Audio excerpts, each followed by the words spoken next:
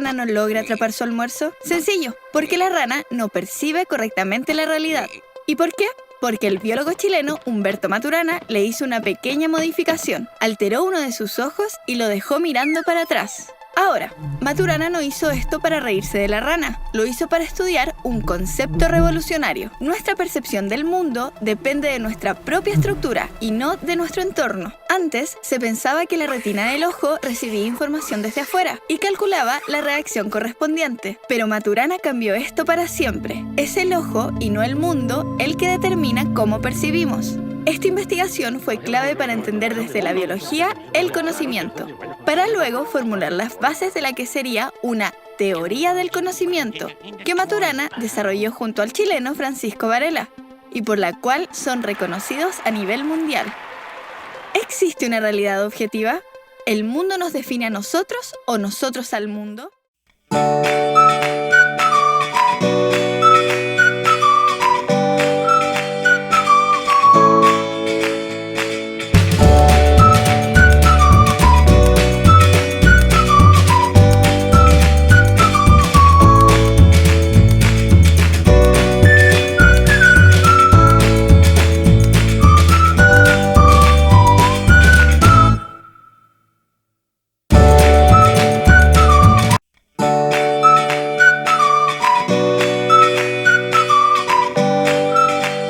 Explicar por qué el fundamento emocional de nuestra razón no es una limitación, hay que hacer alguna referencia al origen de lo humano y al origen del lenguaje. Para dar cuenta del origen de lo humano, hay que comenzar haciendo referencia a lo que ocurría hace 3,5 millones de años atrás. Sabemos por registros fósiles que 3,5 millones de años atrás había primates bípedos que, como nosotros, tenían un caminar erecto y poseían hombros, pero que tenían un cerebro más pequeño. Sabemos también que estos primates vivían en grupos pequeños, como familias extendidas de 10 a 12 individuos que incluían bebés, niños y adultos. Se sostiene en cambio que la historia del cerebro humano está relacionada principalmente con el lenguaje. Corrientemente decimos que el lenguaje es un sistema simbólico de comunicación. El lenguaje tiene que ver con coordinaciones de acción. Evolución y competencia. La evolución es un proceso conservador. Cuando uno habla de los seres vivos y de la diversidad de ellos y piensa en la explicación evolutiva que propone un ancestro común para todos ellos, uno se maravilla con los cambios que han tenido que ocurrir desde el origen de los seres vivos presentes. Lo que define una especie es un modo de vida, una configuración de relaciones cambiantes entre organismo y medio que comienza con la concepción del organismo y termina con su muerte, y que se conserva generación tras generación como un fenotipo ontogénico. La victoria es un fenómeno cultural que se constituye en la derrota del otro.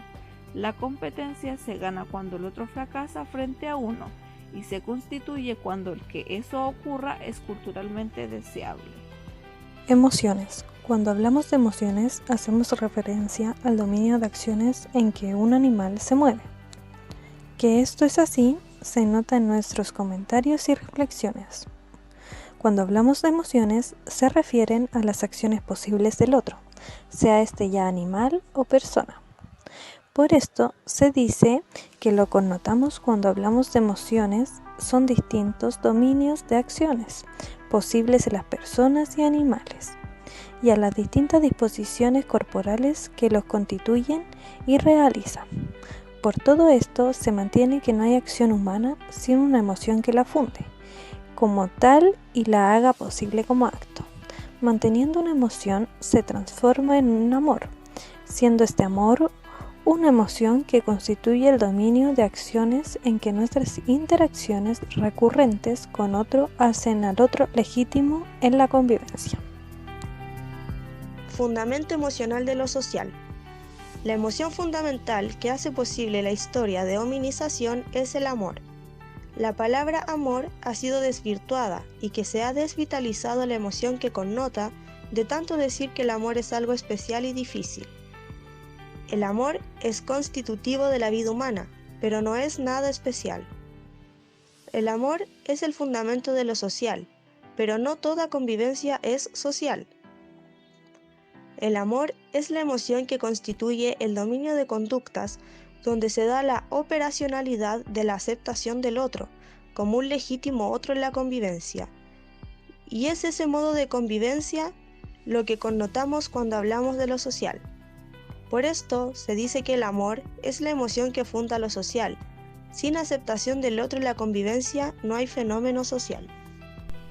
¿Qué es educar? El educar se constituye en el proceso en el cual el niño o el adulto conviven con el otro y al convivir con el otro se transforman espontáneamente, de manera que su modo de vivir se hace progresivamente más congruente con el otro en el espacio de convivencia. El educar ocurre, por lo tanto, todo el tiempo, de manera recíproca, como una transformación estructural contingente a una historia en el convivir en el que se resulta que las personas aprenden a vivir de una manera que se configura según el convivir de la comunidad donde viven. La educación es un proceso continuo que dura toda la vida y que se hace de la comunidad donde vivimos un mundo espontáneamente conservador en lo que al educar se refiere. ¿Para qué educar? Para recuperar esa armonía fundamental que no destruye, que no explota, que no abusa, que no pretende dominar el mundo natural, sino que quiere conocerlo en la aceptación y respeto para que el bienestar humano se dé en el bienestar de la naturaleza en que se vive. Para esto hay que aprender a escuchar y mirar, y a escuchar sin miedo, a dejar de ser el otro en armonía, sin sometimiento.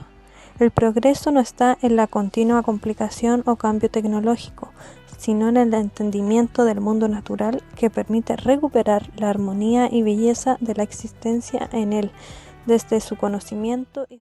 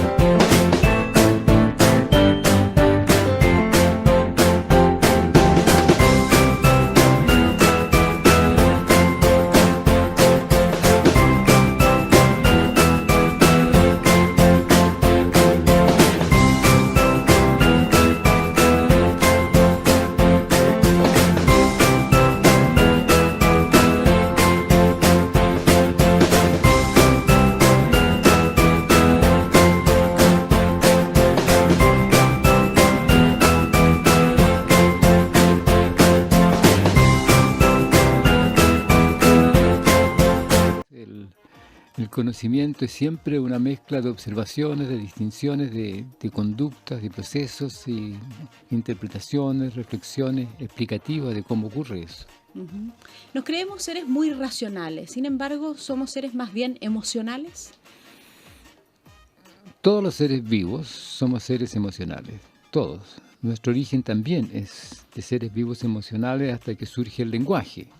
Y el lenguaje surge, según lo que nosotros pensamos, hará unos 3 millones de años atrás con la familia ancestral, que genera el espacio de cercanía y permanencia en el estar juntos que hace posible el lenguaje. Y con el lenguaje aparece lo racional. Lo racional tiene que ver con las coherencias del discurso y de los haceres a los cuales uno puede hacer referencia. Pero esas coherencias no son nuevas, sino que pertenecen al vivir mismo. Entonces lo que sucede es que con el lenguaje podemos abstraerlas y hablar de ellas. Y en ese sentido los seres humanos somos racionales, tal vez seamos los únicos que lo somos en ese sentido. Pero el fundamento de todo lo que hacemos es siempre emocional. Todo sistema racional se funda con premisas aceptadas desde la emoción, no desde la razón. Todos Todo. los sistemas racionales se fundan en premisas aceptadas desde los deseos, desde los gustos, desde las preferencias, desde la emoción. Usted ha planteado que a los niños hay que escucharlos para validarlos, aceptando por ende la legitimidad, por ejemplo, de un hijo frente a un padre, de un hijo frente a una madre, o a un papá o a una mamá, porque establece ahí una diferencia, o de un alumno frente a un profesor. ¿Es esa tal vez una de las carencias importantes que tiene nuestra educación, que ha sido uno de los temas que hemos tenido más presentes en la agenda pública durante los últimos 2 años? Yo pienso que sí, porque todos, frente a situaciones nuevas, tenemos dificultad en el sentido de que no sabemos. Entonces, un niño que está aprendiendo algo nuevo, y lo nuevo no es igual para todos. El niño que viene del ambiente A, y el niño que viene del ambiente B, y el niño que viene del ambiente C, algo que es nuevo para uno puede ser parte de la historia del otro, o para uno puede ser una cosa muy imposible, para el otro más accesible, así que la tarea del profesor es poder escuchar esas 3 posibilidades para poder conectarse con cada uno de los niños según sus posibilidades, según qué es lo que puede ver en ese instante, porque todos somos inteligentes. Todos los seres humanos, en tanto seres humanos que existimos en el lenguaje, somos igualmente inteligentes, porque la inteligencia tiene que ver con la plasticidad conductual en un mundo cambiante. Y para vivir en el lenguaje se requiere una plasticidad conductual tan gigantesca que a menos que hayamos tenido traumatismos, desnutrición, enfermedades genéticas de alguna clase, somos esencialmente igualmente inteligentes. De modo que si este niño no entiende, quiere decir que tengo que hablarle de otra manera, porque en el momento en que se encuentre con lo que yo estoy diciendo, lo va a entender y va a desarrollarse. Pero si lo dejo que se atrase, porque no me importa que no entienda, simplemente sigo adelante porque digo que tengo que seguir con el que está más avanzado, lo condeno. Lo condeno a un atraso permanente, porque sin pasar el punto A no puede llegar al B. Y eso es una de las cosas que hacemos. ¿Por qué? Porque tenemos que cumplir con el currículum, porque tenemos que satisfacer tales exigencias, etc. Y nuestra tarea fundamental como profesores es generar el espacio en que todos los jóvenes, niñas, muchachos, muchachas, se transformen en una ampliación del entendimiento, y mi tarea es guiar para todos las condiciones de que puedan encontrarse con sus capacidades y expandir su entendimiento.